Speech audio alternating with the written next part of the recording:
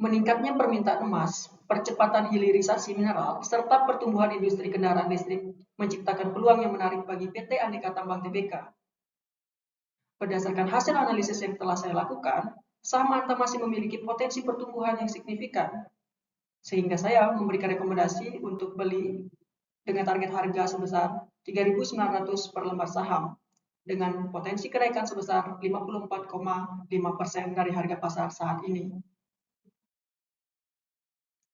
Antam merupakan perusahaan pertambangan yang didirikan pada tahun 1968 dan saat ini menjadi bagian dari holding industri pertambangan Indonesia, yaitu MainID. Struktur kepemilikan ini memberikan dukungan terhadap pengembangan proyek strategis nasional, khususnya hilirisasi mineral. Selanjutnya, apabila kita melihat dari segmen usahanya, Antam memiliki 3 lini bisnis utama, yaitu logam mulia, nikel, serta bauksit. Dari ketiga segmen tersebut, logam mulia menjadi kontributor terbesar terhadap pendapatan perusahaan dengan rata-rata kontribusi sebesar 74%. Berikutnya dari sisi aktivitas bisnis, Antam menerapkan model bisnis yang terintegrasi mulai dari eksplorasi, penambangan, pengolahan, dan pemurnian mineral, hingga pemasaran produk. Model bisnis ini memungkinkan perusahaan menghasilkan produk dengan nilai tambah yang lebih tinggi melalui proses hilirisasi. Dari sumber daya, Antam memiliki cadangan dan sumber daya mineral yang besar pada komoditas emas, nikel, dan bauksit. Hal ini menjadi modal penting untuk menjaga keberlanjutan operasional perusahaan dalam jangka panjang. Terakhir, dari sisi distribusi penjualan, pendapatan Antam saat ini semakin didominasi oleh pasar domestik. Hal ini menunjukkan bahwa pertumbuhan perusahaan tidak hanya bergantung pada permintaan ekspor, tapi juga didukung oleh kebutuhan pasar dalam negeri yang terus meningkat.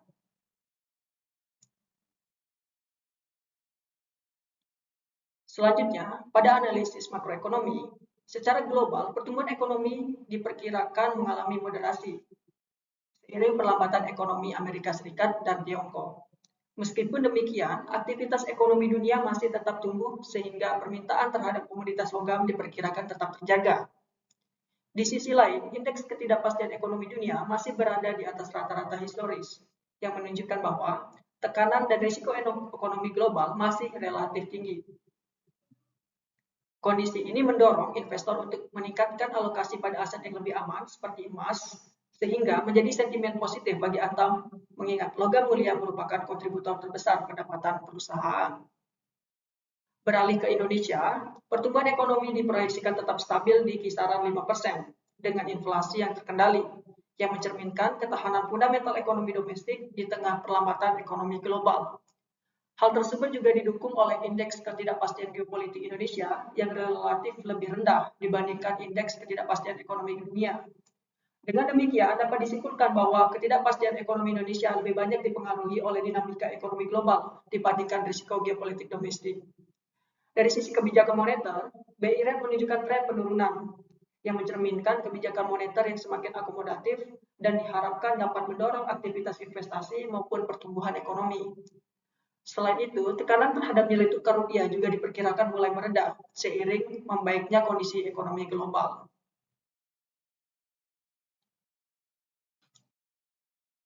Selanjutnya, dari analisis sektor dan industri, sektor basic material menjadi salah satu sektor yang memiliki prospek pertumbuhan yang menarik. Meskipun sempat mengalami volatilitas, kinerjanya mampu mengungguli IHSG. Kondisi ini didukung oleh pemulihan siklus komoditas serta meningkatnya kebutuhan bahan baku untuk transisi energi. Salah satu komoditas yang diperkirakan mengalami pertumbuhan permintaan adalah aluminium primer. Berdasarkan proyeksi konsumsi aluminium primer, diperkirakan terus meningkat dengan pertumbuhan rata-rata sebesar 2% secara global dan 4% di Asia. Peningkatan ini didorong oleh berkembangnya industri otomotif, konstruksi serta kendaraan listrik yang membutuhkan aluminium sebagai material yang ringan dan memiliki ketahanan tinggi.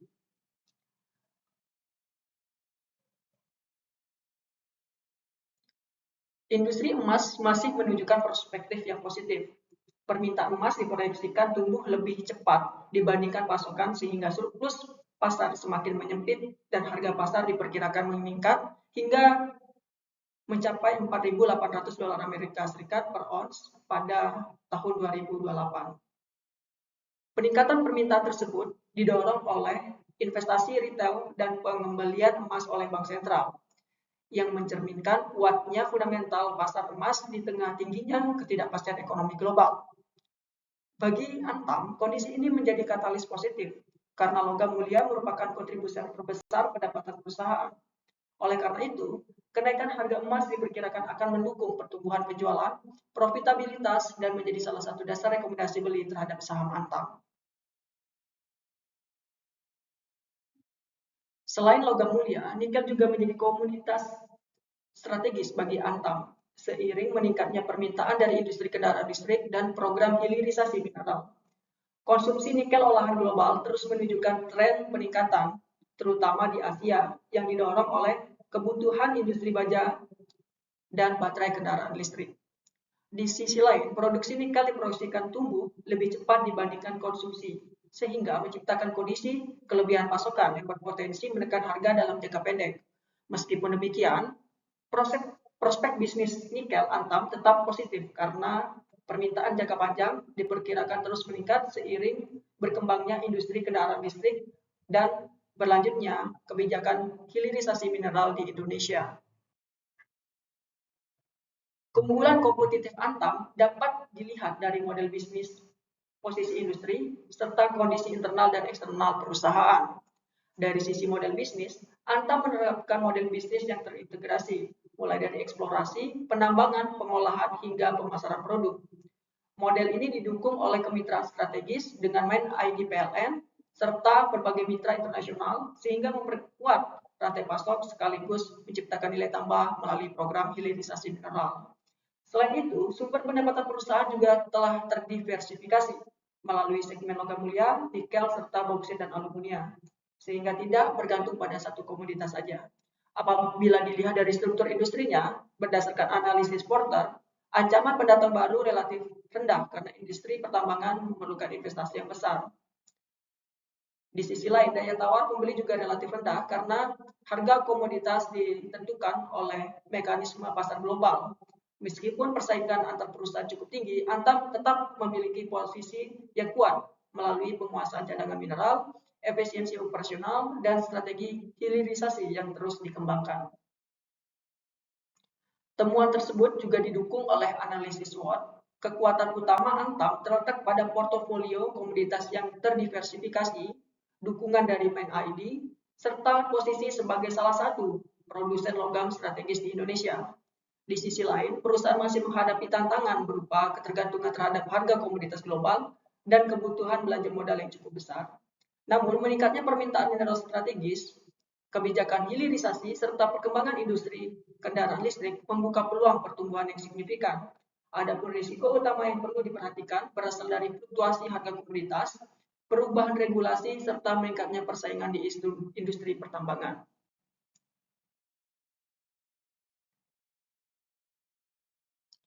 Kondisi keuangan Antam menunjukkan fundamental yang tetap solid, baik dari sisi likuiditas maupun struktur permodalan. Dari sisi likuiditas, current ratio diproyeksikan berada pada kisaran 2 hingga 2,2 kali dan quick ratio pada kisaran 1,5 hingga 1,6 kali, yang menunjukkan kemampuan perusahaan dalam memenuhi kewajiban jangka pendek sekaligus menjaga fleksibilitas modal kerja. Sementara itu, dari sisi solvabilitas, debt to asset ratio diproyeksikan berada pada kisaran 29-30% dan debt to equity ratio berada pada kisaran 44%. Hal ini menunjukkan bahwa struktur permodalan Antam tetap sehat dan memberikan ruang yang cukup untuk mendukung investasi maupun ekspansi. Secara keseluruhan, kondisi likuiditas yang kuat dan tingkat yang terkendali memberikan fleksibilitas keuangan bagi Antam untuk mendukung proyek hilirisasi dan pertumbuhan bisnis di masa mendatang. Kinerja keuangan Antam juga didukung oleh profitabilitas yang tetap terjaga, serta efektivitas pemanfaatan aset yang semakin baik. Dari sisi profitabilitas, ROE diproyeksikan berada pada kisaran 15%, sedangkan net profit margin berada pada kisaran 8% hingga tahun 2030. Meskipun mengalami normalisasi setelah tingginya kinerja pada tahun 2025, tingkat profitabilitas tersebut menunjukkan bahwa perusahaan tetap mampu menghasilkan laba yang stabil. Kondisi ini didukung oleh efisiensi operasional, pengembangan proyek hilirisasi, serta optimalisasi portofolio komoditas yang dimiliki Antam. Sementara itu, dari sisi efektivitas rasio perputaran aset diproyeksikan tetap stabil dan meningkat secara bertahap seiring optimalisasi utilisasi aset serta peningkatan kapasitas fasilitas pengolahan.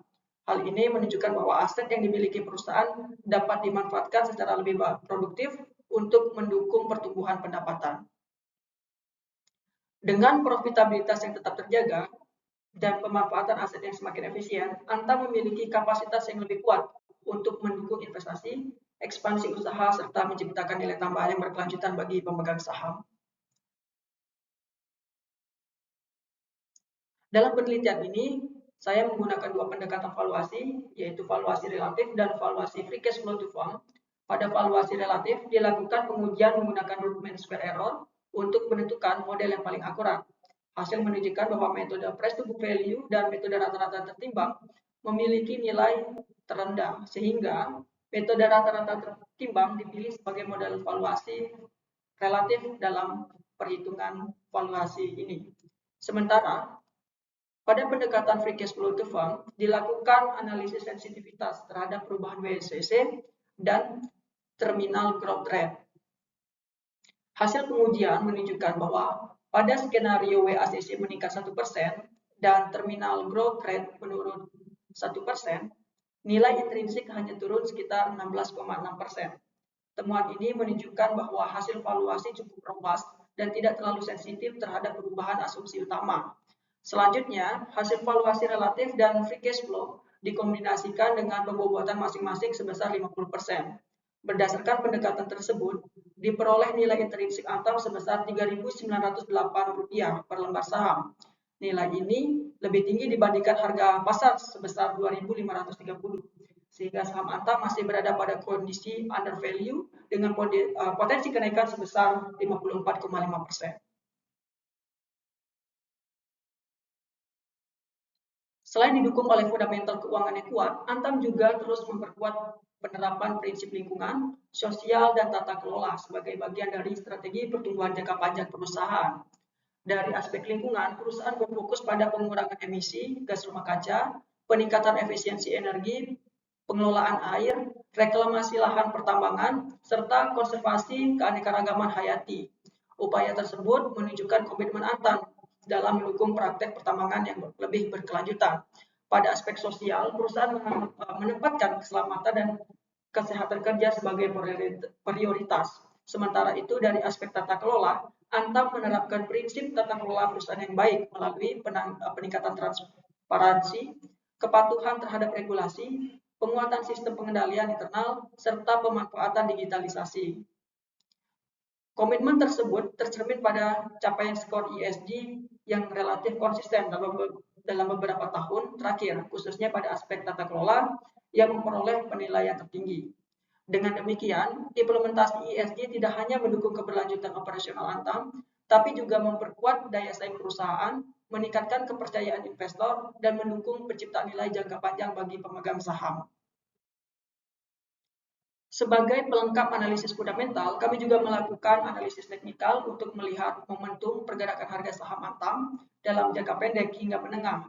Analisis ini menggunakan 4 indikator utama, yaitu Bollinger Band, Fibonacci, RSI, dan MACD. Berdasarkan analisis tren, harga saham Antam saat ini masih berada dalam fase penurunan yang ditandai dengan terbentuknya pola descending channel. Kondisi tersebut menunjukkan bahwa tekanan jual masih relatif dominan, meskipun laju penurunan mulai melambat. Hal ini juga didukung oleh indikator Bollinger Band yang masih menunjukkan harga bergerak di sekitar batas bawah, sehingga mengindikasikan tekanan jual masih berlangsung, tetapi volatilitas mulai menyempit. Dari sisi momentum, indikator RSI berada di sekitar level 50 yang menunjukkan kondisi pasar relatif netral dan belum memasuki area jenuh beli maupun jenuh jual. Secara keseluruhan, analisis teknikal menunjukkan bahwa saham Antam masih berada dalam fase konsolidasi setelah mengalami tekanan. Meskipun momentum penguatan belum terbentuk secara penuh, mulai meredahnya tekanan jual memberikan peluang terjadinya pembalikan tren apabila harga mampu bertahan di area dukungan dan menembus level resisten terdekat. Kami juga menganalisis aktivitas transaksi investor untuk melihat arah pergerakan dana pada saham Antam. Berdasarkan data transaksi, tekanan jual memang masih mendominasi selama periode April hingga awal Juli 2026. Namun apabila diperhatikan pada akhir periode, tekanan jual mulai berkurang dengan arus dana menunjukkan perbaikan. Hal tersebut juga didukung oleh aktivitas broker, di mana CC tercepat sebagai broker dengan akumulasi beli bersih terbesar, yaitu sebesar 757 miliar dengan rata-rata harga sebesar 3.427. Kumulatif net flow mulai bergerak membaik menunjukkan akumulasi oleh investor institusi mulai meningkat. Secara keseluruhan, aktivitas transaksi menunjukkan bahwa tekanan jual mulai meredah dan akumulasi investor mulai meningkat. Temuan ini memperkuat hasil analisis fundamental, valuasi, dan teknikal, sehingga rekomendasi beli masih layak dipertimbangkan selama harga saham mampu bertahan di atas area dukungan pada kisaran 2.466.